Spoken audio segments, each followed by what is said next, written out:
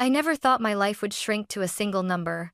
$1,000. That's all I needed to keep my landlord from kicking me onto the street. After losing my family, my fiancé, and the last pieces of stability I had, desperation became something I breathed like air. So there I was, sitting under the harsh fluorescent lights of the Denver Medical Research Center, rolling up my sleeve to sell my bone marrow just to survive another month. I told myself it was simple, quick, clinical, no emotions involved. But when Dr. Avery Clark burst back into the room, her face drained of all color, my stomach dropped. "Ma'am, you need to stay calm," she whispered, gripping my chart with shaking hands. "Your DNA triggered a federal alert. According to the system, you're deceased. Date of death, 1999. My heart stopped. "I was born in 2000, I said. That's when the FBI walked in. 6 months ago, I thought my life hurt, but it was nothing compared to what was coming. My name is Madeline Parker Maddie. To the few people who used to care, and at 26, I thought I finally had the kind of life people in my neighborhood never got. I had a tiny but warm apartment, a job as a junior interior design assistant, and a fiancé who kissed my forehead every morning before work. It wasn't glamorous, but it was mine.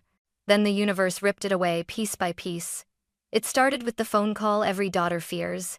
A drunk driver, a red light. My mom and my little brother Jacob on their way home from the grocery store. Gone in seconds, the police said, like that was supposed to soften the blow. They told me at least they didn't suffer. As if that made losing the only two people who ever loved me unconditionally any less brutal. I unraveled fast. I stopped eating, stopped sleeping, couldn't remember basic tasks at work. Grief hollowed me out so thoroughly I could barely string a sentence together. And after 2 months of watching me disappear into myself, my fiancé Ethan packed his things. He left a note on the counter that read, "I can't carry both of us. I'm sorry." What he really meant was, "You're too broken for me." What I didn't expect was for him to take everything that was still in his name, my savings, the furniture, even the car he promised we would share. Technically legal, morally disgusting. Without the car, I was late to work. Without the savings, I missed rent. Without the will to live, I missed deadlines.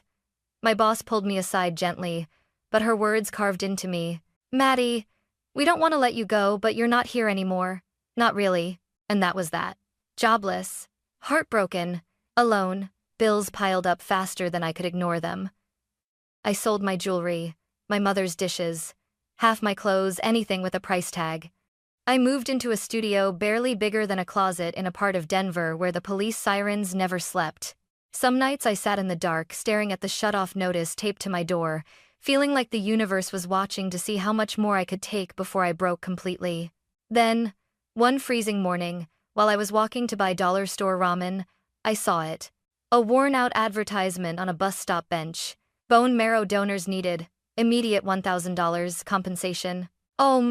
It's ceiling due him. $1,000. Enough to buy me time. Time to breathe. Time to not be homeless.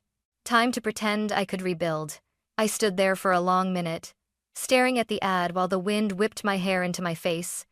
Then I pulled out my cracked phone and dialed the number. "Denver Medical Research Center," a cheerful voice answered. "How can I help you today?" I want to donate bone marrow," I said. "Of course. Let's schedule your screening. Are you available tomorrow morning?" I hesitated only 1 second. "Yes, I'll be there." I told myself it was just a transaction. Just another body part traded for survival. Just one more sacrifice I had to make because life kept taking and taking and taking from me. I had no idea that walking into that clinic wouldn't just change my life. It would destroy the life I thought I had, and reveal the one I never knew existed. The next morning, I walked into the Denver Medical Research Center telling myself I wasn't nervous. I was lying. The building smelled like antiseptic and lemon floor cleaner, too clean, too bright, too eager to expose every flaw I'd spent months trying to hide. I checked in at the front desk, my hands trembling as I wrote my name on the form. Madeline Parker. A name that, within an hour, would stop belonging to me. "Miss Parker?" A nurse called me in with the kind of gentle smile people reserve for rescued animals. She guided me into a small white exam room. "Have a seat. Dr. Clark will be with you shortly." I sat on the exam table, pulling my sleeves up to my elbows as if to show the universe I wasn't scared. But I was. My entire life had been spiraling, and this felt like my last attempt to slow the fall. When Dr. Avery Clark entered, she looked exactly like the kind of person whose job depended on calm, neat bun, pressed scrubs, soft voice. "So Maddie," she said, scanning my form. "Any medical conditions? Surgeries? Allergies?" "No. Well, just anxiety. Given everything you've been through, that's normal." Her tone was so kind I almost cried. She took several vials of blood, labeled them, and offered me a polite smile. "Results should take about 40 minutes. You can wait here." I nodded, scrolling my cracked phone to distract myself. Apartment listings, cheap jobs, anything that would keep my mind off the fact that I was selling part of my body to survive. 15 minutes passed, 20, 30. When the door burst open at minute 42, I knew something was wrong before anyone spoke. Dr. Clark stood frozen in the doorway, face pale, eyes full of something I couldn't place: fear? Shock? A mix of both? Behind her were two security guards, hands resting on their belts like they were expecting trouble. "Ma'am, we need you to remain seated," she said, voice trembling. My pulse hammered. "Is something wrong with my blood? Am I sick?" She shook her head slowly. "It's not that. It's something else." She stepped closer, clutching a clipboard to her chest like a shield. "Your DNA?" triggered a federal alert. I blinked. "A what?" "A federal alert. The sample was automatically checked against CODIS federal databases. According to the system, you're listed as deceased." I stared at her, waiting for the punchline. "Deceased?" I repeated. "Yes." Her voice cracked. "Date of death, March 12th, 1999. A cold wave shot through me. "Dr. Clark, I was born in 2000. "I know," she whispered. One of the guards stepped closer. "Ma'am, we need you to remain calm." The room started to shrink. My lungs couldn't find air. "This has to be a mistake," I snapped. "I'm alive. I'm right here." Dr. Clark swallowed hard. "The system doesn't make mistakes like this. I've never seen anything like it." I got off the exam table, backing toward the wall. "Call the lab again. Rerun it. I'm not dead." Before she could answer, the door opened behind her. Two people stepped inside, dark suits, badges. That unmistakable, authoritative tension that fills a room before anyone speaks. The woman introduced herself first. "Miss Parker, I'm Special Agent Olivia Brooks." The man followed. "And I'm Special Agent Marcus Hale, FBI." My breath hitched. "For what?" I whispered. "I didn't do anything." Agent Hale lifted a folder. "This isn't about a crime you committed." He opened it, showing me a photo of a newborn baby wrapped in a christening gown. "This is about a crime committed against you." Agent Brooks met my eyes, her expression softer. "Miss Parker, your DNA matches a missing child case from 1999. A baby girl abducted from a wealthy family. If this is accurate." She hesitated, then delivered the words that cracked my life in half. "You're a billionaire family's missing daughter." My knees buckled. "I what?" No. My parents are Mark and Linda Parker." Agent Hale shook his head slowly. "Maybe not by blood." And in that moment, I felt it, the first fracture in the identity I'd spent 26 years believing was mine. Agent Marcus Hale didn't blink, didn't breathe, didn't soften. His gaze stayed locked on me like he was studying a crime scene. He slid the photograph across the counter. A tiny newborn, pink cheeks, blue blanket, a silver bracelet around her wrist engraved with RK. Agent Brooks spoke gently. "Her name was Rosalind Kingsley. She disappeared 26 years ago." My stomach lurched. "That's not me," I whispered.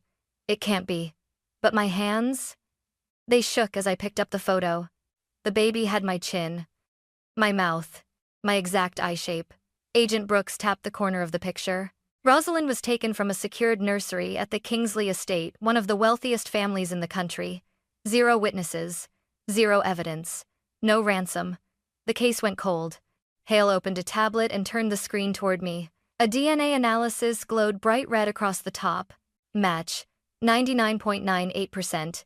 Confirmed through CODIS and secondary databases." "This is impossible," I whispered. "I'm Maddie Parker. I grew up in Boulder.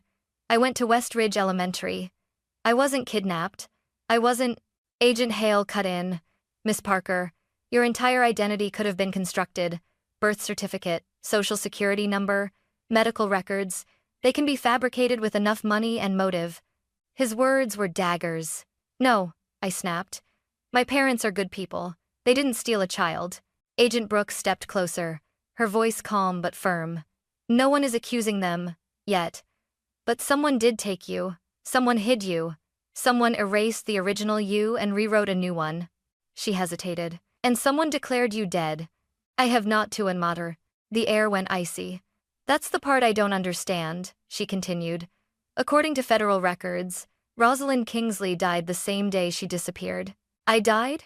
I choked out. On paper, Hale said. But clearly someone wanted the world to believe you were gone. Dr. Clark, who had been silent in the corner, finally spoke. I've practiced medicine 20 years. I've never seen a database flag like this. Whatever happened, it wasn't random. I dropped onto the exam table, knees too weak to hold me. Brooks folded her arms. Miss Parker, the Kingsleys never stopped searching. They hired private investigators, forensic genealogists, even tracked black market adoption rings. Nothing ever surfaced. Hale continued, tone clinical. The case resurfaced today because of you. Your DNA just reopened a 26-year-old federal investigation. I stared down at the newborn photo, my fingers trembling around its edges. But denial pushed through the cracks of my panic. My parents, Mark and Linda, they wouldn't be part of anything illegal. They loved me. Brooks nodded. We know. They're being brought in for questioning, not as suspects. For their safety. I shot up. For their safety? From who? Hale exchanged a look with Brooks before answering. From whoever tried to erase you the first time. Cold washed through me. I backed away. No, stop. I'm not this Rosalind. I'm not Kingsley blood. I'm not a billionaire's daughter. This is insane. Agent Brooks stepped forward and gently placed a hand on my arm. Maddie, look at the bracelet. I lifted the photo again. The silver baby bracelet with tiny engraved initials, R. K. Brooks reached into her jacket and pulled out a clear evidence bag. Inside was an identical bracelet, same design, same pattern, only bigger. The adult version. This was found in a security vault the Kingsleys kept sealed for 26 years, she explained. Your mother, Eleanor Kingsley, had an identical one made for her daughter's 18th birthday. She held it up next to the photo. My throat closed. Hale delivered the final blow. Miss Parker, your fingerprints match partial prints lifted from the original bracelet. And you have the same rare mitochondrial marker found in all female descendants of the Kingsley bloodline. I stared between them, my world bending, cracking, collapsing under the weight of truth. I whispered, dizzy. I need to call my mom. No, Hale said immediately. Absolutely not. From this moment forward, you cannot contact Mark or Linda. Not until we verify who took you and why. My parents will panic, I protested, voice rising. Brooks's expression softened with sympathy. I know. But Maddie, if this is real, they've been living with a secret they didn't know they were part of, Hale added darkly. And whoever erased you once might try again. My heart thudded painfully. I clutched the newborn photo to my chest as if it could anchor me. In less than an hour, I had gone from a broken young woman selling bone marrow to a dead girl walking, to a billionaire's missing daughter. And I could feel it. This nightmare wasn't even close to being over. The federal building felt nothing like the clinic. No antiseptic brightness. No reassuring smiles. Just concrete hallways, humming lights, and a coldness that settled under my skin like frostbite. Agent Hale led the way, heels striking the floor with military precision. Agent Brooks stayed beside me, quieter, watchful. We stopped outside a metal door with a small glass window. Hale spoke without looking at me. They're inside. My stomach twisted. They, I repeated. Who's they? Brooks touched my shoulder gently. Mark and Linda Parker. My breath hitched. My parents? I whispered. Your legal guardians, Hale corrected automatically. I wanted to hit him. Brooks shot him a warning glance, then turned to me. They are not under arrest. We brought them here to protect them and to get answers. I nodded shakily. Can I see them alone? Brooks hesitated. Hale didn't. No. Not until we understand the full scope of what happened 26 years ago. His hand pressed a button and the door clicked open. Inside was a small room with soft yellow lighting clearly meant to look less intimidating, but it failed. A round table sat in the middle, and next to it, my mom, Linda Parker's face was blotchy and red from crying. My dad, Mark, sat beside her, his hands clenched tightly, knuckles white. The moment my mom saw me, she let out a broken sob. Maddie, oh my God, my baby. She stood up too quickly, stumbling. I rushed to her and caught her in my arms. Her tears soaked into my shirt as she clung to me with a desperation that tore something deep inside me. I'm so sorry, she whispered, again and again. I'm so sorry. My dad placed a trembling hand on my back. We should have told you, he said, voice cracking. We should have told you years ago. My heart pounded hard enough to bruise my ribs. I pulled back, searching their faces. Told me what? I whispered. Hale stepped into the room, closing the door behind him. Brooke stayed near the wall, giving us space but listening carefully. My dad breathed out a long, shuddering sigh and reached into his coat pocket. From it he pulled a small, faded cardboard box. It looked old, worn, handled too many times by hands that were afraid to open it. He placed it gently on the table. This is all we've ever had, he said softly. My mom covered her mouth as tears streamed down her cheeks. I opened the lid with shaking fingers. Inside were 3 things. A silver newborn bracelet engraved R.K., a hospital tag with no hospital name, a Polaroid photo of a woman in a dark coat, face half hidden. My dad spoke first, voice trembling. It was December 1999. Linda had just lost another pregnancy. Our third. His voice cracked. My mom reached for his hand. I was sitting in the parking lot, she whispered. Mark had gone inside to get my medication. I was crying. I didn't want to go home to an empty nursery again. Her shoulders shook, and then she choked. She appeared. Who? I asked, staring at the Polaroid. We never knew her name, my dad said. She looked desperate, pale, nervous. She kept looking over her shoulder. He swallowed hard, the memory visibly painful. She said she needed to hide her niece, he continued. Said the baby's parents died in a car crash, that the child was in danger, that she couldn't keep her. My mom sobbed harder. She placed you in my arms, she whispered. You were so tiny, wrapped in a blue blanket. I knew instantly. I loved you. My dad continued. She gave us documents, a birth certificate, medical records. Everything looked legitimate. Then she offered us $30,000 to take the child and never ask questions. Agent Hale cut in, voice suddenly sharp. That woman, did she have any distinguishing marks? My dad closed his eyes. Yes. She had a scar on her left hand.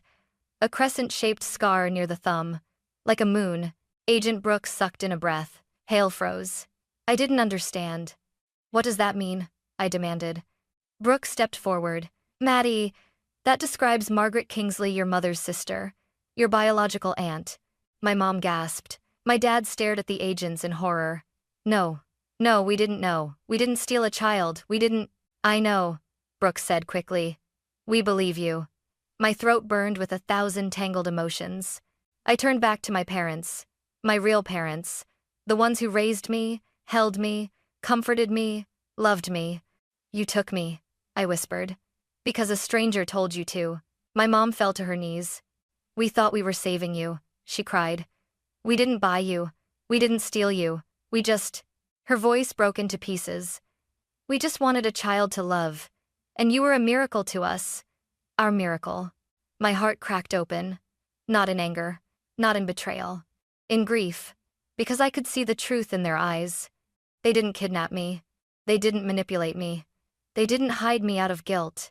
They hid me out of love. Agent Hale broke the silence. Mark, Linda, whether you knew it or not, your daughter is Rosalind Kingsley, heir to the Kingsley Empire. The words hung in the air like a funeral bell. I wasn't just losing my identity. I was losing the parents who gave me one. Agent Brooks led me down another hallway, long, quiet, the kind where every step felt like a countdown. I held the box my parents gave me against my chest, gripping it so hard my knuckles whitened. Inside it was every lie I'd ever lived, and maybe every truth I'd been denied. We're heading into the family conference room, Brooks said gently. Someone's asked to meet you. Who? I whispered. She didn't answer. Instead, she opened a door. The room inside was spacious, polished, filled with soft light instead of interrogation lamps. A vase of white lilies sat on the table, elegant, delicate, out of place in a federal building, and standing beside the window was a woman, tall, gracefully composed, dressed in a navy business suit that probably cost more than my old apartment lease.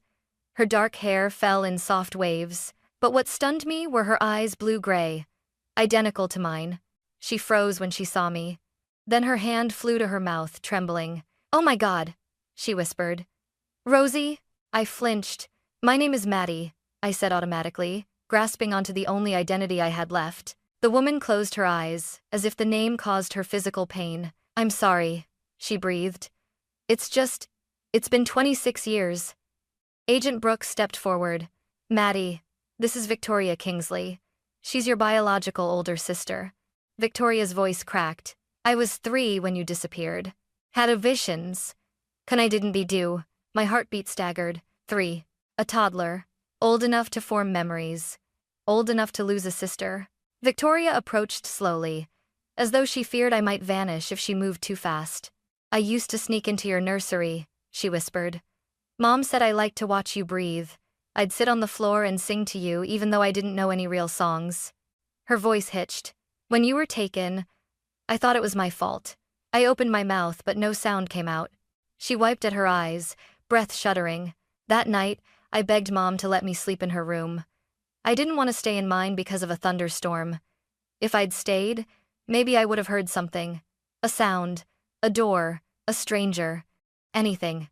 Maybe I could have Her voice cracked completely. I stepped toward her. "You were 3, I said softly. "You were a baby." She let out a broken laugh. "You sound like Mom." Mom? A mother I'd never known. A mother dead 5 years. Victoria must have seen something shift in my expression, because she opened her bag and took out a small velvet box. "This was hers," she whispered, placing it in my hand. Inside was a delicate silver locket. On the front was an engraving. "R.K.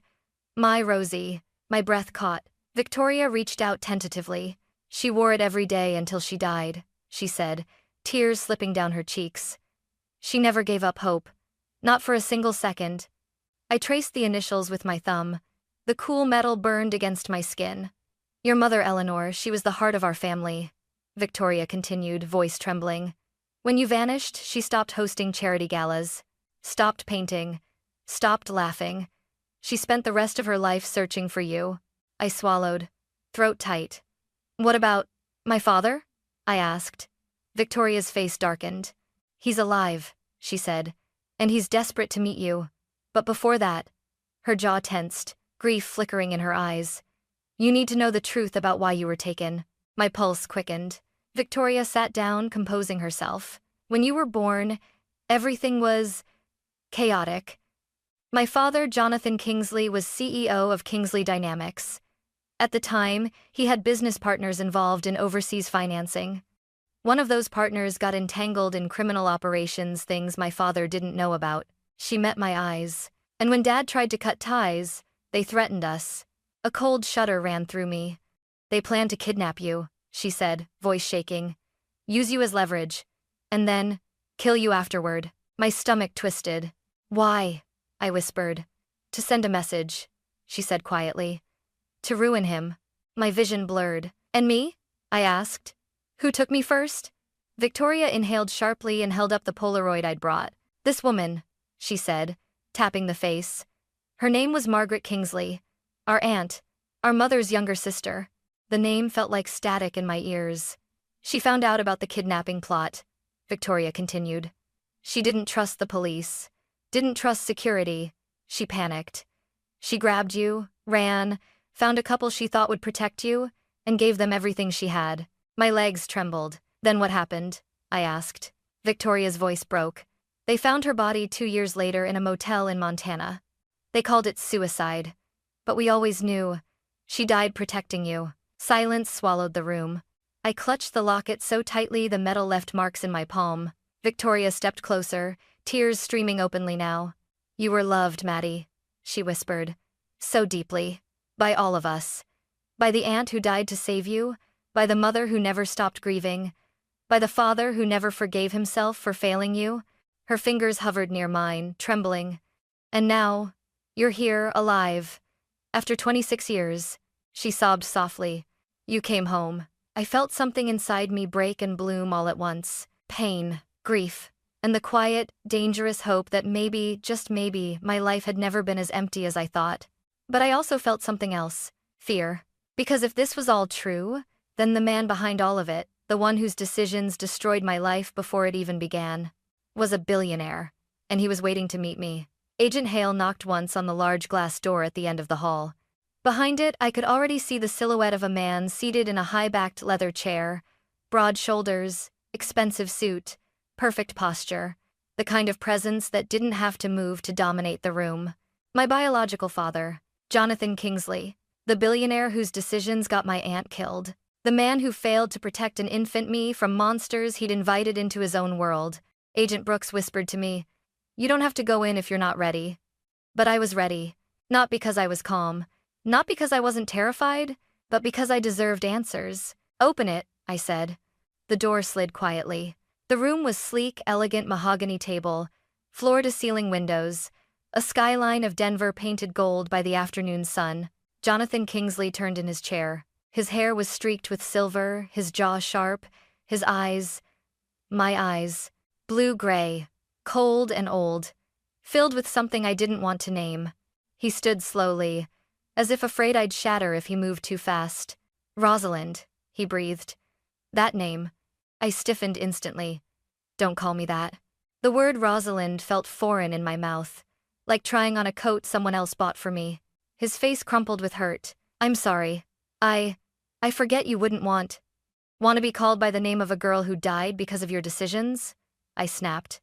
Agent Hale stepped back, letting the tension fill the room unfiltered. Jonathan swallowed, his voice deep but unsteady. I've dreamed of this moment for 26 years. Funny, I said bitterly. I didn't even know you existed until 2 hours ago. He flinched. Good. For once, someone else felt the impact instead of me. I understand if you're angry. Angry? I laughed, a sharp sound. I'm beyond angry. I'm displaced, disoriented, torn between two families, two names, and all because you made deals with criminals? His jaw tightened. Let me explain. No. I stepped forward, heart pounding. Explain this instead. My aunt, your sister-in-law, died because she saved me. My parents, the Parkers, raised me with love while your world made them accessories in something they never understood. My life, my entire identity was rewritten because you brought danger into your home. Anyway, his eyes glossed with grief. You don't know what it was like back then, he said quietly. Then tell me, I demanded. Tell me why you didn't protect your own daughter. He inhaled deeply, voice shaking for the first time. I tried. That's not good enough. He looked away toward the window, toward the city he probably owned pieces of. I was arrogant, successful too young. I believed I could control my business partners. They were men with vast networks, financial criminals with political ties. When I refused to sign off on one of their laundering contracts, they warned me, subtly at first, then openly. He swallowed hard. One night, a note was delivered to our home. It said, "Every king loses his crown through his children." Ice shot through me, he continued. We tightened security, hired new guards, begged the FBI for help, but without evidence, they couldn't do much. And then, they came for you. My breath trembled. You blamed yourself so much you let the world think I was dead? I fired back. His voice broke. When they declared you deceased, I wanted to die too. Silence slammed between us. A silence thick with 26 years of pain neither of us chose. I stepped closer, so close I could see the tiny wrinkles around his eyes, the ones grief had carved. You let her take me, I whispered. Aunt Margaret, you let her walk out with me alone. Jonathan squeezed his eyes shut. She came to us panicking. Said she'd overheard a conversation that they planned to take you within 24 hours. She insisted she could hide you, that the safest place was outside the Kingsley name. And that wasn't too up-hatted. And you believed her? She was terrified, he said. And she loved you. I thought she would bring you back. But she never did, I said softly. Because she died protecting me. His voice broke open like something raw. When they found her body, I knew it wasn't suicide. But the case never moved. Too much corruption, too many enemies. I lived, I said bitterly. But she didn't. Jonathan's eyes filled, and for the first time I saw not a billionaire titan but a broken man. Maddie, he said, using my chosen name. What Margaret did was an act of love. What the Parkers did was love. And what I did, what I failed to do, was something I've regretted every day since. I felt myself trembling. He reached into his coat and pulled out a thin folder. Inside were newspaper clippings, private investigator reports, and dozens, hundreds of photos of me at different ages. 5, 7, 14, 20. Pictures taken from afar. Your mom Eleanor never gave up, he whispered. We searched the world. Every case of unclaimed children, every adoption ring, every rumor. He placed the folder into my shaking hands. You were never forgotten. The room spun around me. My voice barely escaped my lips. You watched me grow up, he nodded. I couldn't get close without putting you in danger. But I made sure you were safe. Every school you attended had additional security placed anonymously. Every address you lived at was under discreet watch. We protected you without exposing you. My breath caught. You were there? He looked at me with tears he didn't hide. I've never stopped being your father. I get never watching. I staggered back, the weight of everything bending my knees. Anger, love, confusion. 26 years of lost time slamming into me at once. Why now? I whispered through tears. Why now, after all this time? Because you came back to us, he said, voice cracking. Because your DNA finally surfaced. Because the world that tried to destroy us is gone. And because... He stepped toward me, slow, careful, fatherly. Because I will never fail you again. My throat closed. My whole body shook. And then, my legs gave out. He reached me before I hit the floor. For the first time since I walked into that clinic, I let myself sob in someone's arms. Not because I forgave him.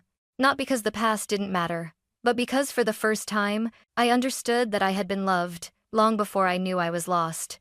And the war between the life I'd lived and the life I'd been stolen from, I was only just beginning. The conference room fell away from me the moment Jonathan let me go. Agent Brooks guided me out into a quiet hallway dimly lit, lined with framed photos of federal officials who had no idea my world had just been split into two irreconcilable halves. We can take a break, she said softly. But break meant nothing when your identity had just been peeled open like a wound. I leaned against the wall, pressing my palms against my eyes until stars flickered behind them. Two families, two truths, two versions of me. The one I lived, and the one that was stolen. Footsteps echoed. Maddie? A trembling voice called. I lifted my head. Victoria stood there, my sister by blood, a stranger by life, wringing her hands like she was afraid I'd vanish again. Are you okay? She asked. I laughed through the exhaustion. Define okay. She stepped closer, hesitating. I know this is all too much. If I were in your place, I'd be terrified, angry, lost, I said. Yes, she whispered. All of that. Silence wrapped around us. Not uncomfortable, just heavy. Weighted with 26 years of absence neither of us chose. Finally, I asked the question that had been clawing at the back of my mind since the moment FBI said missing heiress. What happens now?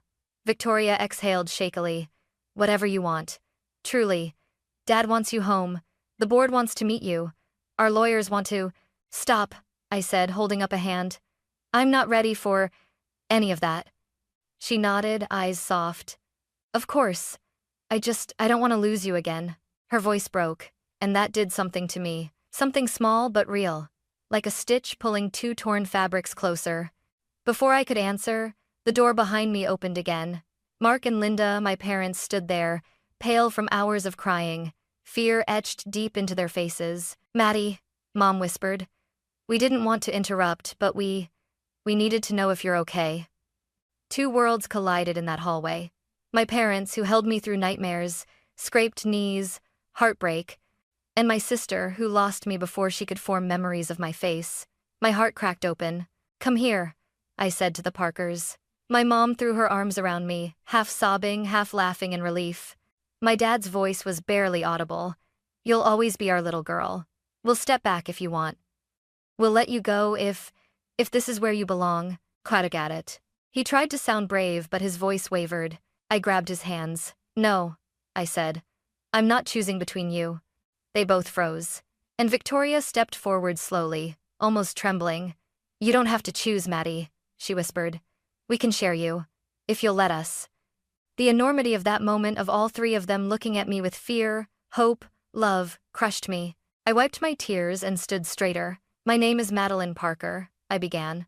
Then I placed a hand on the locket tucked inside my shirt. And I am also Rosalind Kingsley. Brooks smiled softly, a rare expression even Hale couldn't suppress a reaction to.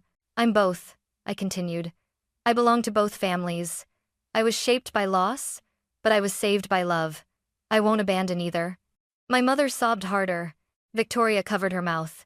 My father, Mark, bowed his head as if relieved from a burden he'd carried for decades. And I made a vow. To them, and to myself. I'm done running from the truth. I'm done letting the past define me. From now on, I decide who I am. 2 families, 2 histories. 1 future, mine. And for the first time, the path ahead didn't feel terrifying. It felt possible. 3 weeks later, I stood on the steps of Kingsley Dynamics headquarters, a skyscraper of glass and steel rising above Denver, like a monument to power I was never supposed to inherit. But this time, I didn't feel like an intruder. I felt chosen, not because of money, not because of blood, but because for the first time in 26 years I was building my life on truth, not fear. Inside the lobby, marble floors stretched endlessly. Employees whispered as I walked past, some curious, some shocked, some emotional.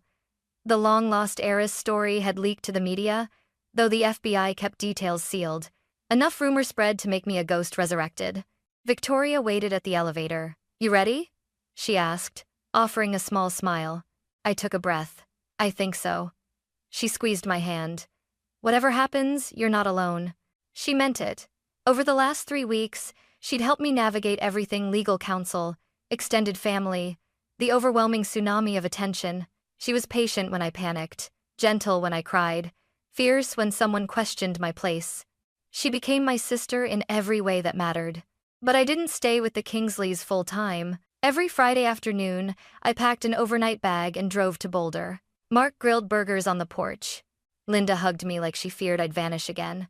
We watched reruns, cooked together, laughed together. They didn't lose me. And I didn't lose them. I gained more. At Kingsley HQ, Victoria led me into a sunlit conference room where Jonathan was waiting.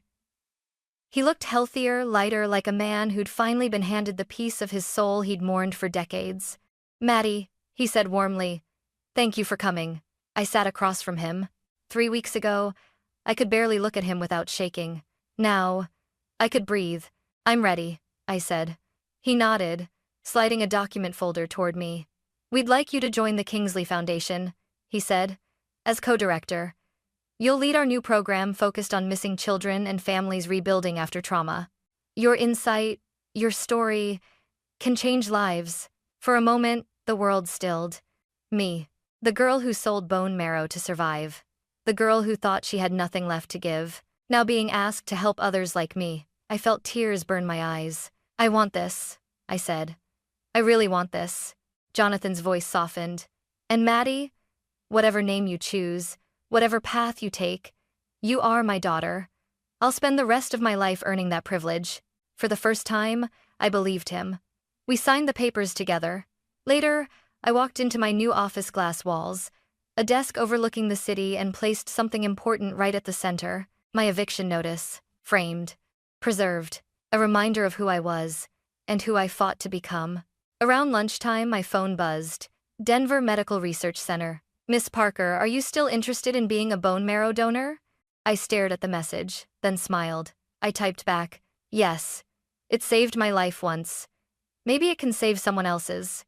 Standing in that office, sunlight spilling across the room, I touched the locket around my neck, R.K., and whispered to myself, I am Maddie Parker. I am Rosalind Kingsley. I survived. And I choose my future. 2 names, 2 families, 1 woman reborn from the ashes of a stolen past. And for the first time in my entire life, I felt whole.